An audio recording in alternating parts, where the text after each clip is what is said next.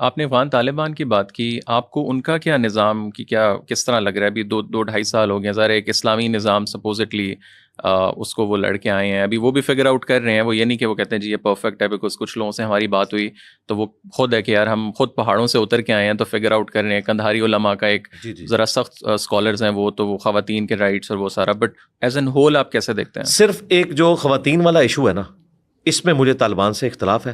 باقی سلوٹ ہے جی طالبان کو، اس وجہ سے نہیں کہ جو تھریٹیکل خلاف دہ راشدہ آپ نے بنائی تھی اس کے مطابق چل رہے ہیں، وہ پریزنٹ ورلڈ کے مطابق چل رہے ہیں، سب سے دوستیاں گانٹی ہیں. ان کا کوئی سخت بیان آیا فلسطین کے حوالے سے؟ کیوں نہیں آیا؟ یہ انہوں نے کمٹمنٹ کی ہے، ٹھیک ہے. عربیوں نے انہیں بتایا کہ بھائی یہ افغانی ہے، اللہ کے بندو پیسہ لگاؤ، یہ افغان پشتون موومنٹ ہے، یہ اسلامک موومنٹ نہیں ہے. کوئی بے وقوف اس موومنٹ کو خمینی صاحب کی طرح اسلامک موومنٹ نہ سمجھے، وہ اسلامک موومنٹ تھی. ایک سنی ہوتے ہوئے بھی میں کہہ رہا ہوں خمینی صاحب کی جو موومنٹ تھی وہ اسلامک موومنٹ تھی، اگرچہ اس وقت سیکولرز بھی ان کے ساتھ تھے کیونکہ ریسورسز کا ایشو تھا، سارے ان کے ساتھ کھڑے ہوئے. ان کی موومنٹ قطن کوئی اسلامک موومنٹ نہیں ہے، یہ ایک پیورلی پشتون موومنٹ ہے، افغان موومنٹ. اس کو اسلام کا ایک رنگ ہے ظاہر ڈومیننٹ علماء والا. انہوں نے وہاں پہ جی سب سے بڑی بات ہے امن قائم کر دیے، سلام ہے ان کو. لیکن یہ تو بہت بڑی بات ہے، آپ پشتون موومنٹ کہہ رہے ہیں، یہ تو امارات اسلامی اور امیر المومنین اور تو ٹرمز تو کوئی بھی استعمال کی جا سکتی ہیں. مجھے بتائیں اللہ کے بندو، یہاں پہ آپ کی جو پارلیمنٹ ہے اس کے لیے مجلس شورا، مجلس شورا کدھر؟ مجلس شورا میں یہ پارلیمنٹیرین بیٹھے ہوتے تھے. ٹرمز میٹھی میٹھی آپ لے لیں، آپ جو ہے وہ تکافل کا نام رکھ دیں، ٹھیک ہے، عربی ٹرمز یوز کر لیں، ولادہ وہ انہوں نے اچھی کی ہے، وہ کرنی چاہیے ان کو. لیکن پریکٹیکلی میں آپ کو بتا رہا ہوں ان کی اولین ترجیح افغانستان کی اکانومی ہے. انہوں نے لیتھیم کے ذخائر کا بھی پورا اپنا کمٹمنٹ کر لیے ہے چائنا کے ساتھ.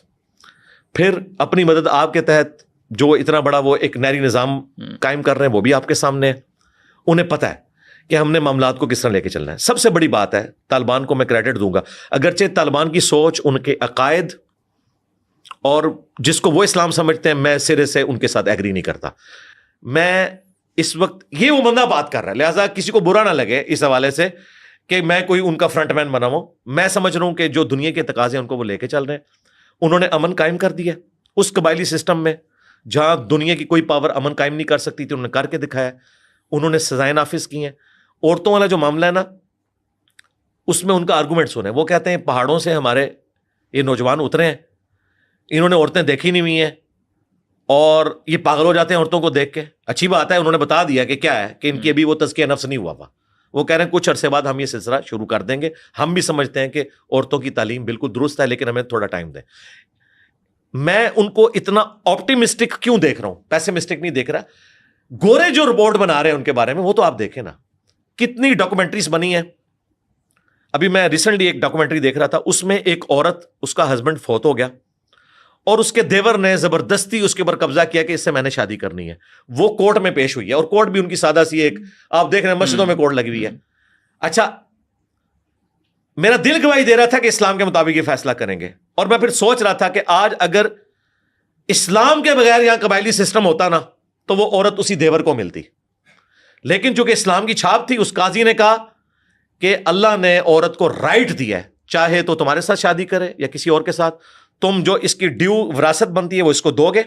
اور وہاں پہ وہ باقاعدہ اس کی پوری ویڈیو بنائی جا رہی تھی. مجھے اتنی خوشی ہوئی کہ یہ جو طالبان کا پازیٹو فیکٹر ہے، پوری دنیا کی قوتیں مل کے قبائلی سسٹم میں یہ اصلاح نہیں لا سکتے تھے جو طالبان لے آئے ہیں، اور وہ اس کو نافذ کرتے ہیں. یہ نہیں ہے کہ انہوں نے عورتوں کے حقوق، آپ کو تو صرف نظر آ رہا ہے کہ انہوں نے اسکول جانے سے روکا ہے. یہ جو حق ہے اتنا بڑا کہ دیور قبضہ کر لے بھابھی کے اوپر، اور مجال ہے اگر انہوں نے ڈیسیژن کیا ہے وہ دیور سوچ بھی نہیں سکتا، سیدھا ٹانگ دیں گے وہ، ٹھیک ہے. پھر وہاں پہ آپ کو پتا ہے یہ جو ایک لواطت والا معاملہ ہومو سیکچولیٹی کا، زبردستی بچوں کے ساتھ کرتے تھے. اور طالبان موومنٹ بھی شروع اس سے ہوئی تھی. ملا عمر نے جو پہلا، وہ تو بیچارے ایک مدرسہ چلا رہے تھے، انہوں نے جب مدرسوں میں اس طرح کے معاملات ہوئے تو انہوں نے ایک فورس بنائی تھی کہ ان کی اصلاح کریں گے، کہ آپ لوگ اسلام کی بدنامی کریں. اس سے وہ اتنی بڑی موومنٹ بنی. انہوں نے اعلانیہ ٹانگے ایسے لوگ جنہوں نے بچوں کے ساتھ، جو آپ کے یہاں پہ ہمیں چیخنا پڑتا ہے، اور آپ جیسے لوگ بھی، میرے جیسے بھی، ماڈرن ذہن رکھنے والے لوگ کہتے ہیں یار یہ کیا کر رہے ہیں مدرسوں میں. وہاں اگر انہوں نے جناب لاشوں کو لٹکایا ہے, اعلانیہ پورے شہر میں گھمایا, مجھے بتائیں اگر آپ کو یہ 5-6 لاشیں نظر آ جائیں, کئی دن بخار نہیں اترتا بندے کا. تو وہ چیزیں ایڈریس ہو رہی ہیں. اس لحاظ سے چند ایک چیزوں پہ ہمیں ریزرویشن ہے. اوور آل اس پریزنٹ ورلڈ میں جس طرح زندگی گزارنی چاہیے وہ گزار رہے ہیں. انہوں نے دیکھیں ایتھیسٹ کے ساتھ دوستی کر لی ہے. چائنیز کون ہے؟ کوئی جوز کرسچن تو نہیں کہ کوئی آپ گنجائش نکال لیں, وہ تو ایتھیسٹ ہے. وہاں پہ وہ ایک جاپان کا ڈاکٹر جو پچھلے دنوں جو ہے وہ ایک بم دھماکے میں ہلاک ہوا, جس نے وہاں پہ اتنا زبردست سسٹم کیا ان کا, وہ سارا نہر والا سلسلہ بھی, اب گرین بیلٹس جہاں وہ بن رہی ہیں, تو وہ تو ٹوٹلی ایک جو ماڈرن ایک ریاست کو ہونا چاہیے نا ویسے لے کے چل رہے ہیں. Even with Russians. بلکہ مجھے یہ کہنے میں آر نہیں ہے کہ طالبان اپنے ملک کو اکانومی کے پوائنٹ آف ویو سے پاکستان سے اچھا لے کے چل رہے ہیں. دوبارہ سے ابھی عزم استحکام ہو رہا ہے. ہم لوگ دیکھتے ہیں کہ ہر کچھ عرصے بعد ہمیں یہ چیز نظر آتی ہے. اوور آل آپ اس کو کس طرح دیکھتے ہیں کہ یہ کوئی کس طرح اس کو فکس کیا جا سکتا ہے؟ کہ ظاہر ہے یہ ایمرج ہوتی ہے پھر ختم ہو جاتی ہے, اس میں ریلیجیس اسکالرس کا کیا کردار ہے؟ ٹھیک ہے جو افغانستان کے ساتھ تعلقات ہیں وہ تو ایک الگ ہیں, بٹ کہیں نہ کہیں وہ بھی کنیکشن ہے. ہم وہ خوارج جن کو کہتے رہے کہ جی یہ تو انڈیا کی سپورٹ ہے, بٹ طالبان افغان طالبان بھی کہیں نہ کہیں سافٹ کارنر ان کا ہے. بٹ آپریشن یہ جو بھی ہونے جا رہا ہے یا باتیں ہو رہی ہیں, اس پوری چیز کو آپ کیسے دیکھتے ہیں؟ وہ آپریشن تو مجھے لگ رہا ہے کہ شاید پی ٹی اے کے خلاف ہی ہو رہا ہے, اور بیچ میں ٹی ٹی پی اور باقی لوگ بھی آ جائیں گے, مجھے تو یہ نظر آ رہا ہے. اچھا اب رہا مسئلہ کہ یہ بار بار ہمیں کبھی ضرب عزم, کبھی رد الفساد, کبھی عزم استحکام, تو یہ تو ہماری مجبوری ہے. ہم کمبل کو چھوڑنا چاہتے ہیں, کمبل ہمیں نہیں چھوڑ رہا. ہم نے جو اتنی غلطیاں کی ہیں اتنی جلدی تو جان نہیں چھوڑے گی, سیدھی سی بات ہے. اس کے لیے آپ کو کاؤنٹر نیریٹو لانچ کرنا پڑے گا. جو یہ ہمیں پڑھاتے ہوتے ہیں نا پاکستان کی نظریاتی حدود کی حفاظت ہم کر رہے ہیں, نظریاتی حدود کی حفاظت کوئی نہیں ہو رہی ہے, جغرافیے کی حفاظت ہو رہی ہے. ابھی تک کوئی سیریس کوشش نہیں ہوئی ہے. مجھے بتائیں وہ تمام علماء جو ان چیزوں پہ بولتے تھے ایک ایک کر کے خود کش حملوں میں شہید کر دیے گئے. ایک بندہ بچا تھا غامدی صاحب, وہ بیچارے پوری زندگی ملیشیا گزاری اور اب وہ بیٹھے ہوئے ہیں امریکہ کے اندر. تو نظریاتی حدود کی حفاظت غامدی صاحب نے کرنی ہے, آرمی چیف نہیں کر سکتا. یہ جو آپ اس طرح کی چیزیں لانچ کر رہی ہیں نظریاتی حدود کی حفاظت نہیں کر سکتے, جغرافیائی حدود کی حفاظت کر سکتے ہیں.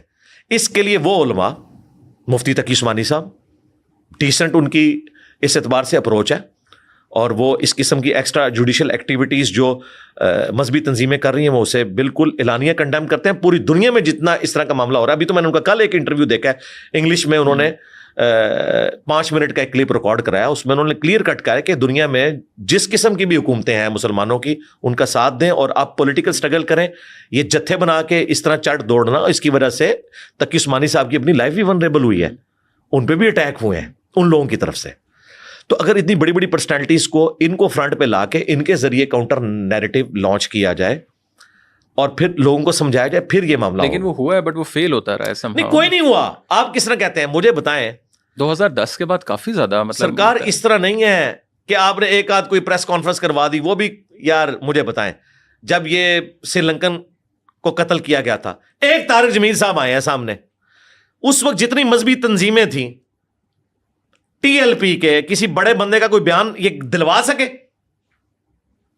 کون لوگ تھے وہ؟ ٹی ایل پی کے موٹیویٹڈ لوگ تھے, اگرچہ وہ سمجھتے تھے کہ غلط ہوا ہے لیکن اسے یہ بیان نہیں دلوا سکے. جو ہم بھی کوشش کرتے ہیں کہ فلاں ملک ہمارے حق میں بیان دے دے اور ہم نہیں دلوا سکتے, یا فلاں کے خلاف دے, یہ ان لوگوں سے نہیں دلوا سکتے. میں ہمیشہ ہر دفعہ کہتا ہوں کہ توہین مذہب کے معاملے میں جب کوئی مسئلہ اٹھے اور آپ کو پتہ چل گیا تو آپ ان سے بیان دلوائیں. یہ جڑا والا جو واقعہ ہوا, درجنوں چرچ جلے, کتنا نقصان ہوا, پھر سرگودا میں, سوات میں, اس کے بعد کیا ہماری اسٹیبلشمنٹ کا کام نہیں تھا کہ سعد رضوی کو بٹھاتے اور اس کہتے کہ تو بول؟ اگر یہ نہیں کروا سکے تو آپ چاہے ضرب عزم کر لیں, رد الفساد کر لیں, یا آپ جغرافیائی حدود کی حفاظت کریں گے, نظریاتی حدود کی حفاظت نہیں ہوگی جب تک ان کے بڑے آ کے کنڈیم نہیں کریں گے جن کی پبلک میں سے ہے. یہ ممی ڈیڈی قسم کے مولویوں کے ذریعے بیان دلوانا, مجھے بتایا طاہر اشرفی کے بیان کی کیا اہمیت ہے؟ ہر کوئی معاملہ ہوتا ہے, خان صاحب کا مسئلہ ہو, ان کی گورنمنٹ ہو, وہ خان صاحب کا اسپوکس مین ہوتا ہے, شہباز شریف صاحب آ جائیں ان کا اسپوکس مین ہوتا ہے. تو یہ تو اس طرح کے جو بندے ہیں نا جو آپ نے لانچ کیے ہوئے ہیں, آپ سے مراد جن کا آپ ذکر کر رہے ہیں اسٹیبلشمنٹ کا, تو یہ نظریاتی حدود کی حفاظت نہیں کر سکتے. ان کی کوئی ورتھ ہی نہیں ہے بھائی. ورتھ ہے مفتی منیب کی, ورتھ ہے مفتی تقی عثمانی صاحب کی, اور یہ ڈائلاگ ہو پبلکلی یہ آ کے کریں اور ان کو پابندی کی جائے کہ جو باتیں آپ یہاں پہ کر رہے ہو اپنے جمعے کے خطبوں میں بھی یہی باتیں کرنی ہے. اس طرح کوئی نہیں ہوتا, سیدھی سی بات ہے. کوئی ابھی میں سمجھتا ہی نہیں ہوں کہ نظریاتی حدود کی حفاظت کے لیے کوئی ہوا ہے. رہا میرا مسئلہ, میں اپنی کیپیسٹی میں کر رہا ہوں. جس طرح سیکولرز جو ہے نا ان کی مجبوری ہے, وہ ہمارے دوست انہوں نے بڑی اچھی بات کی تھی کہ سیکولرز کا خدا جو ہے وہ ٹروتھ ہے, میجورٹی کا. میں ان لوگوں کی بات کر رہا ہوں, آسما جہانگیر, کہ طالبان ان کے کفر کے فتوے جاری کر رہے ہیں, اور جب طالبان کو کوئی وکیل نہیں ملتا وہ کہتی ہیں میں فری لڑوں گی, سچائی کے لیے کھڑی ہوئی نا. ٹھیک ہے, آسما جہانگیر جیسے مردوں کی ہمیں ضرورت ہے, عورتوں کی بھی ضرورت ہے. ایک آسما جہانگیر آپ 70 سالوں میں صرف پیدا کر سکیں, یہ ایک داڑھی پگڑی والا بندہ کہہ رہا ہے. کتنے لوگ ہیں جو سچائی کے لیے کھڑے ہوتے ہیں, کوئی دلیری دکھانے کے لیے کھڑا نہیں ہوتا. آسما جہانگیر کو سب سے زیادہ تکلیفیں کس سے اٹھانی پڑی؟ مذہبی طبقے سے, اسٹیبلشمنٹ سے. پھر آپ یہ کہتے ہیں کہ یہ لوگ آپ کی خدمت کریں اور آج آپ کا قبلہ درست ہوا ہے, تو آسما جہانگیر یا ان کی لیگیسی جو لے کے چل رہے ہیں وہ فوج کے حق میں کھڑے ہو جائیں. انہیں تو خطرہ ہے کل کو آپ کا قبلہ بدلا تو سب سے پہلے ان کو آپ شہید ہوتے ہوئے دیکھیں گے. تو اس لیے آپ نے طے کرنا ہے. ویسے میں آپ کو ابھی بتاؤں, اس وقت فوج بھری پڑی ہوئی ہے. انہوں نے واقعی ریلیجسلی یہ طے کر لیا ہے کہ اب پاکستان اس طرح نہیں چلے گا. اس کی وجہ FATF, پوری دنیا کی پالیٹکس کا چینج ہونا, یہ بھی گوروں کو کریڈٹ جاتا ہے, ان کو نہیں جاتا, گوروں کو جاتا ہے کہ انہوں نے انہیں سکھایا کہ بندے کے پتر بنو, دنیا میں اس طرح نہیں آپ رہ سکتے, ورنہ ہم یہ کر دیں گے. اگر تم نے یہ 25 کروڑ کا جو ایٹم بم رکھا ہوا ہے نا ادھر آبادی کا, ان کو ساتھ لے کے چلنا ہے نا, بھوکے نہیں مارنا, تو بھائی پھر ہماری بات بھی مانو. اور وہ ٹھیک کہہ رہے ہیں. FATF نہ ہوتا نا, میں دیکھتا یہ رد الفساد ضرب عضب کہاں سے آتا. یہ ہم نے نہیں لرن کیا. اور جو لوگ ہمیں سکھاتے تھے نا 2001-2 میں, کون؟ جاوید گامدی صاحب, نجم سیٹھی صاحب, حامد میر صاحب, یہ اس وقت ان کو کہتے تھے یہ غدار وطن ہے, یہ بنگلہ دیش کے ایجنٹ ہیں. آج انہی لوگوں کا نیریٹو لیا ہوا ہے. وہی بات ہے کہ ڈان لیگ پہلے پرائم منسٹر کو فارغ کرواتے ہیں, بعد میں ڈان لیگ کہتے ہیں یہ سب سے بیسٹ پالیسی ہے کہ ہمیں انڈیا کے ساتھ دوستی کرنی ہے. تو یار آپ لوگ مخلص نہیں. گامدی صاحب ہمارے استاد ہیں, ہمیں ان سے عقائد میں اختلاف ہے, لیکن ان کی ایک بات بہت اچھی ہے کہ اگر ہم نے اخلاص کے ساتھ کوئی بھی سسٹم یہاں پہ نافذ کر دیا ہوتا, اسلامک, نان اسلامک, یا جو بھی دنیا میں ہے, اخلاص کے ساتھ اس کے پرنسپل کو فالو کرتے نا, تو آج ہماری یہ حالت نہ ہوتی. جو بھی ہے وہ طے کر لیں, لیکن اس کو پھر ریلیجسلی فالو کریں, کوئی بھی سسٹم ہو. یہ میں for the sake of argument بات کر رہا ہوں. آئیڈیلی تو جو میری تھاٹس ہے, ظاہر میں ایک ریلیجس بندہ ہوں, لیکن میں کہتا ہوں کہ اگر کسی نے جو اس وقت پریزنٹ سسٹم ہے اس کو بھی ایمانداری سے چلایا اور اس کا اینڈ رزلٹ صحیح نکلا.